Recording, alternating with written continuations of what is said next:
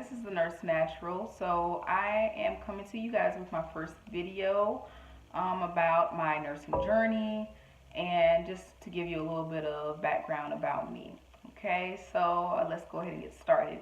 So I am in a traditional ASN program. It started this spring and it will end. This is my dog Teddy. Sorry.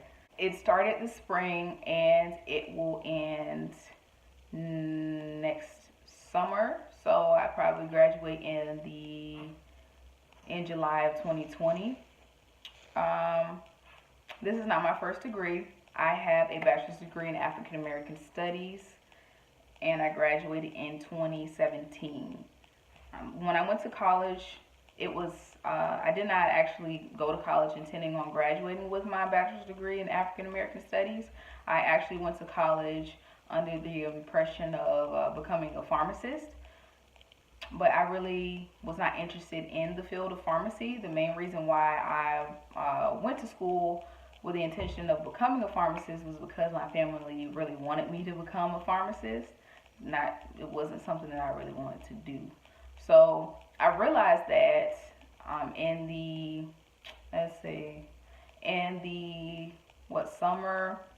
spring and summer of my junior year of college, that I really did not want to do it. I'd been going through the motions, going through all the hard chemistry courses like Orgo and whatnot, and I realized that wasn't what I want to do pretty late in the game. So I changed my major from biology pre-pharmacy track to African American Studies because I wanted to graduate with a degree that I was genuinely interested in. I've always had a passion for learning more about my heritage as well as learning more about other members of other ethnicities of the Black community. I've always had a passion in just being involved within my community and other minority communities and just advocating for the rights of minorities. So I changed my major. Yes, I changed my major to African American Studies, but when I changed my major, I still had the intent of working within the healthcare profession. I just needed some time to really try to figure out what I wanted to do. So I did go ahead and volunteer in various healthcare settings. I talked to healthcare professionals. I did a lot of research into a lot of different healthcare professions, and ultimately I decided that nursing was something that I wanted to do. I decided that probably in the spring of my senior year, and once I decided that, I was like, okay, now I have to figure out how am I going to become a nurse. There's so many different career paths. And, one of the things I did think about was my long-term goal. And my long-term goal is to become a mid-level healthcare provider.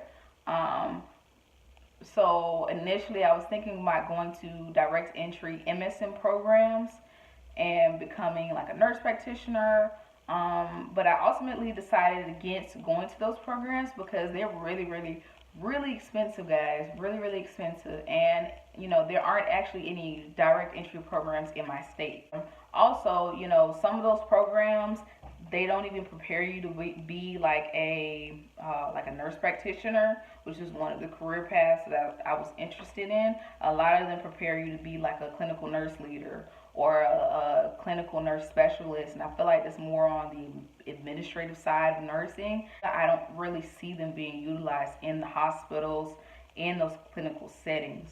A lot of the times, like, you go through those programs, those MSN programs or whatever, and yeah, you graduate with your graduate degree, your master's of science in nursing, but if your intent is to work in a hospital as like a nurse, like do bedside or something like that, or do more direct patient care, like you usually end up being in those roles, doing bedside nursing with the rest of the new grads. So the new grads who have their ADN, the new grads who have their BSN, and the only difference between you and them is that they probably have a lot less debt than you, and I just didn't want to, do that. If I was going to, as a new grad, I was still going to end up in the same role. So I decided against that. I was thinking about doing like accelerated nursing programs, nursing programs for students who already have a bachelor's degree, and they want to get their BSN, and it's usually like a year long, maybe like 16 months long or something like that. And it's a really intense program. But let's see, I wanted to apply to 3 of them in my area. One of them, by the time I graduated, I would have had to have all of my prerequisites done like then, but I didn't have. There are a few prerequisites that I needed to take, so I couldn't apply to that program. And then I think the next time I would have been able to apply would have been like a year. So for 2019, like a year later. So I didn't apply to that. Another program that I was going to apply to was for summer of 2018, and I missed the deadline. I didn't miss it. I took the T's. I studied and everything. I took a whole prep course and everything for the T's. And, I was under the impression that I was going to do well my first time, well enough to at least meet the minimum requirements, and I did not. And, I don't know if you guys are familiar with how the T's works, but if you take the T's and maybe you don't get the score that you want, you have to wait a whole month for you to be able to retake it. So a month later would have been like the day after my application was due. So I wasn't able to go ahead and apply to that program. That sucks. So the third one that I wanted to apply to, it was at my alma mater. And I did apply to that program and I got rejected. It was for, I think, last summer 18. I got rejected in like the springtime. And, it was discouraging, but honestly, I didn't really want to move back to my alma mater or go back to school there anyway. So, I mean, it wasn't that much of a loss. It was, yeah. So, after that happened, the university close to me, it has a program where you can apply to, you can do like a concurrent program. So you're taking classes for them for your BSN at the same time that you're taking classes for ASN at, the 2 community colleges that they have a partnership with. So I was like, well, let me go ahead and apply to these programs. So I applied to both programs at each of the community colleges that have that program, that have, the concurrent track. And then I applied to each of the community colleges ASN programs. And I was like, after I applied to those, I was like, there's no way that I am not going to get accepted into one of these programs. Like, I went to this university, I have my BSN, I'm not my BSN, I wish, I have my, bachelor's degree, I'm smart, I meet all the requirements, I was like, I'm gonna get into the concurrent one. If I don't get into the concurrent one, get into ASN, that's not hard. So, I thought that, but yeah, guess how many programs I got into, guys?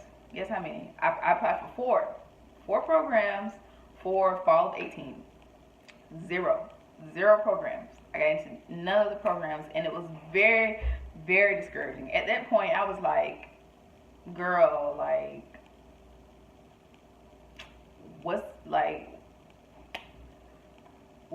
going on, girl? Like, you said you were gonna get into these programs, you didn't get into anything. Like, my self-esteem really took a hit, I guess. My confidence in myself, I was really, really discouraged. So at that point, I was like, you know what? Let me take some time to myself. I don't think I'm gonna apply for spring of 19. I think I'm gonna wait and apply for summer of 19 because I just can't take any more rejection. I've already gotten denied from 5 programs, and I don't think I could take any more rejection this year.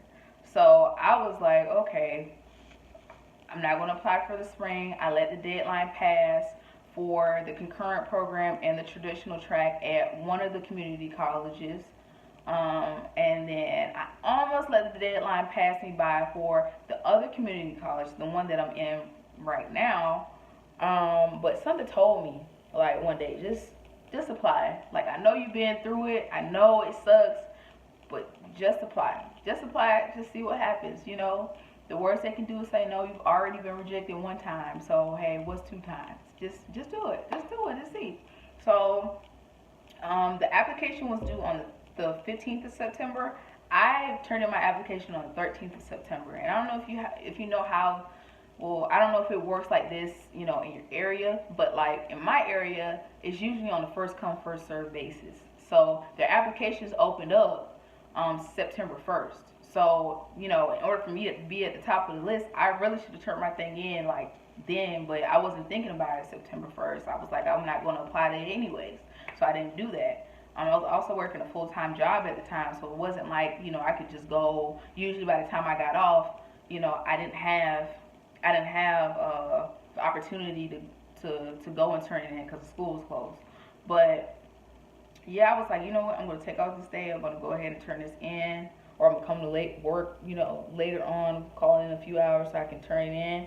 And, you know, I did go ahead and do that. I went there, I talked to the admissions advisors and stuff like that. I didn't have like a nursing advisor because I wasn't in the program yet, but I did go to like general admissions and stuff, talk to them, and they were just like, yeah, you are actually already got into a program. Like, I didn't realize, I didn't know that this was the way the school did it. Basically, if you apply for like a semester for their traditional track only, not for the concurrent one, but if you apply for a semester and you don't get in, your application gets rolled over for the next semester. So it's never a matter of if you're going to get in, if you met all the requirements, which I have, and I exceeded the requirements. It's a matter of when you're going to get in. So usually if you don't get in that semester, you get in the next semester. That's what they told me, and I was like skeptical. I was skeptical because I was like, can you give me proof? Can you give me proof? Because, you know, sometimes you go to admissions and they'll say one thing, right? And then you come back another time and then they'll be like saying something completely different. So that's why I was like,